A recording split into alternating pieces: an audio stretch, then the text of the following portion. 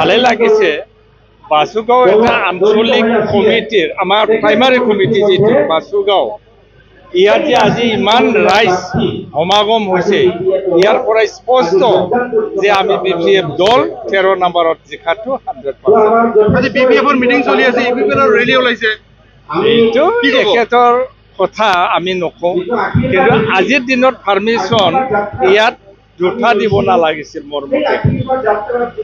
এইটো আমাৰ যেটো আজিৰ মিটিং এইটো বাধা দিয়াৰ হয়তো কিবা ষড়যন্ত্ৰ থাকিব পাৰে। হাজাৰ হাজাৰ পুৰুষ মহিলা যিগৰাকী বিপিএফৰ প্ৰাৰ্থী আছে তেখেতে যোৱা বছৰ আপোনালোকৰ দলৰ প্ৰাৰ্থী আছে, তেওঁ এতিয়া বিপিএফ দলৰ প্ৰাৰ্থী হিচাপে বিপিএফ দলৰ এগেইনষ্টত যুঁজত নামিব, কিবা ফেক্টৰ হ'ব পাৰে নেকি? মই ফেক্টৰ বুলি নাভাবোঁ।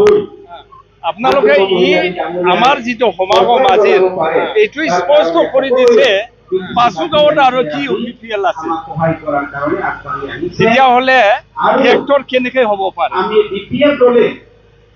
মই ফেক্টৰ বুলি নাভাবোঁ।